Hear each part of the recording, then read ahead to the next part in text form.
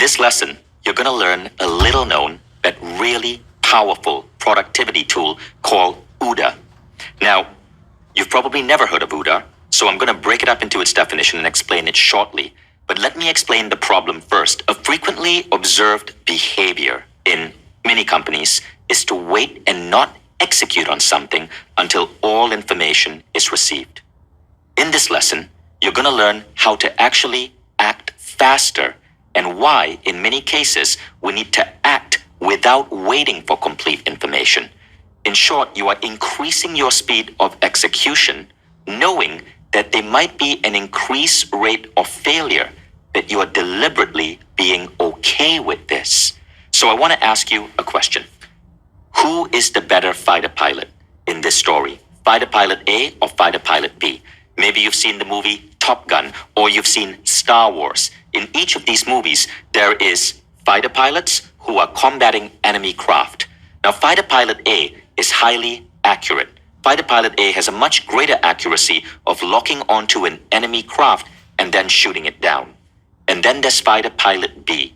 Fighter pilot B just starts blasting everywhere and wastes a lot of lasers, wastes a lot of bullets. But in the end, fighter pilot B, even though has lower accuracy, ends up shooting down more enemy aircraft. What is more important? The accuracy of fighter pilot A and conserving lasers and bullets, or the randomness of fighter pilot B, who ultimately shoots down more aircraft? What is more important? Some people might say A, some people might say B.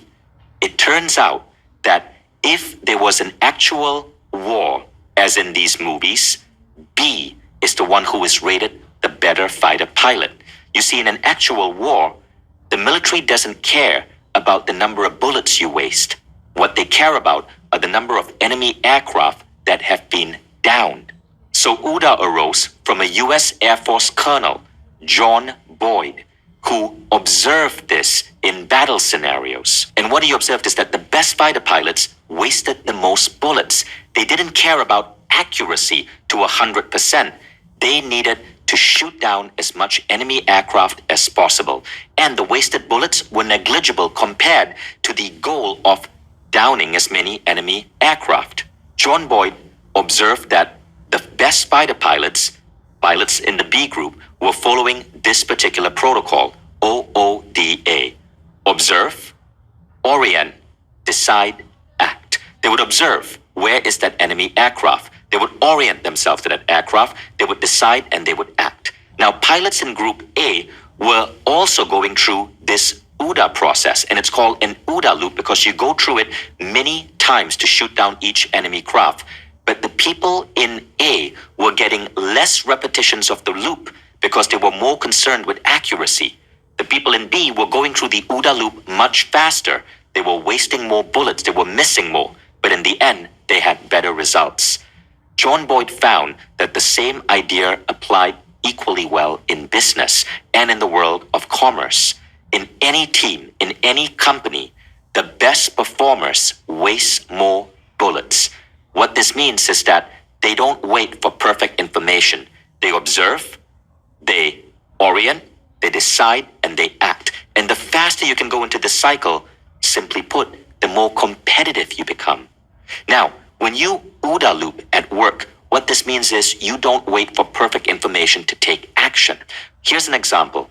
If you are split testing between two pages to see if page A or page B have a higher impact on conversions, some marketers may wait for 95% accuracy before they decide, okay, page B is winning.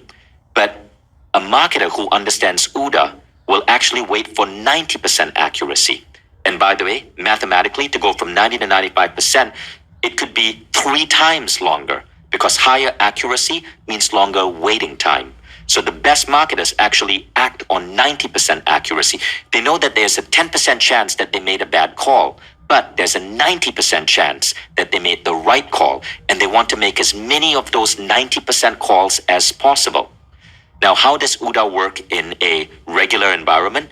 It means rather than writing long emails, rather than bouncing things back and forth in emails, scheduling lots of meetings, you can often be more effective by rapid OODA looping with the people that you're working with.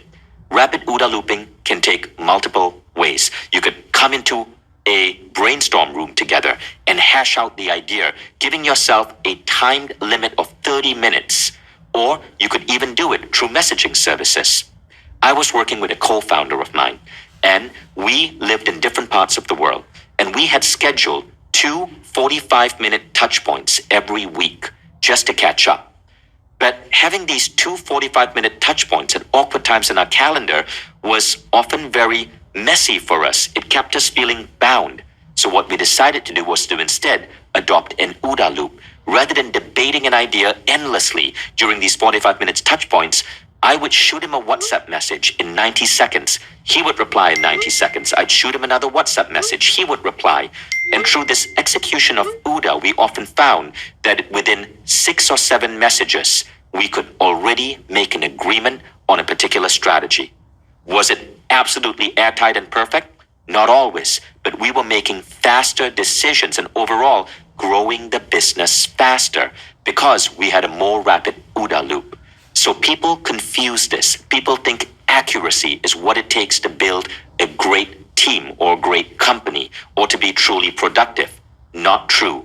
Rather, it is the number of times you take a shot and not worrying about failure. If you fail, you pick yourself up and you try again. Truly effective organizations create cultures that support this. Think about Google. At Google, 40% of their projects fail. Google knows this. Google celebrates this. By giving people room to fail, they've created one of the most innovative organizations in the world. Remember, pace of execution, pace of innovation, pace of decision making is more important than getting to 100% accuracy.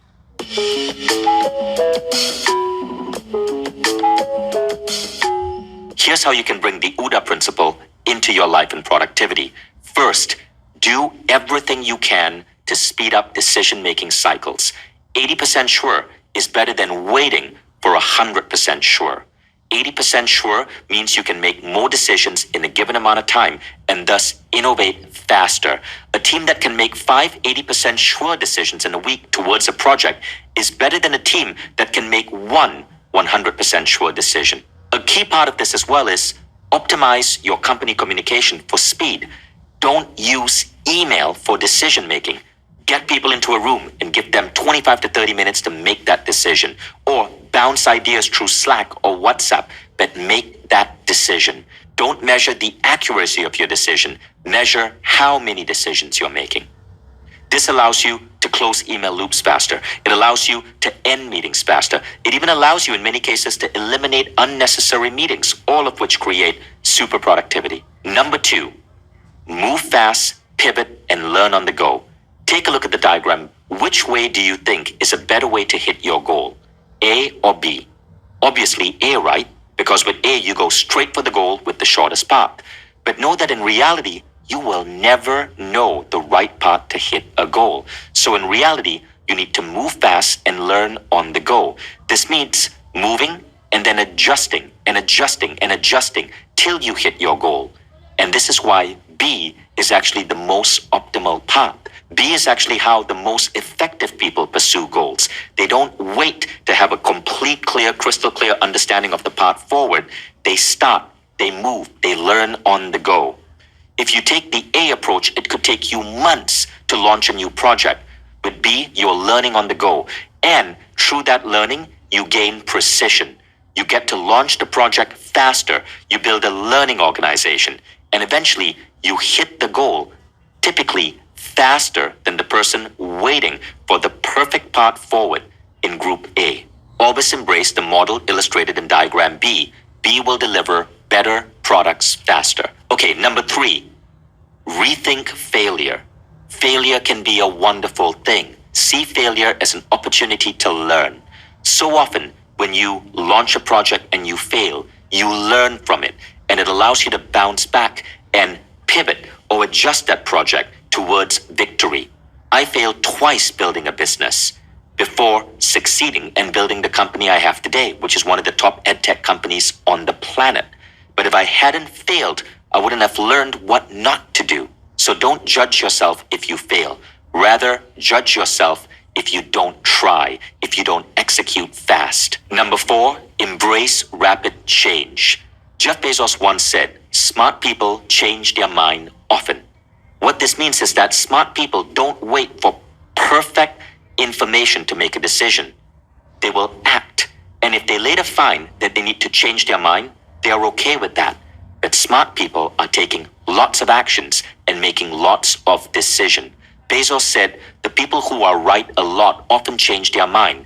Bezos says he doesn't think consistency of thought is a particularly positive trait. It's better, even healthier, in fact, to have an idea that contradicts one you had before. Smart people constantly revise their understanding of a matter. They reconsider problems they thought they had solved. They are open to new points of view, new information, and challenges to their own way of thinking, says Bezos.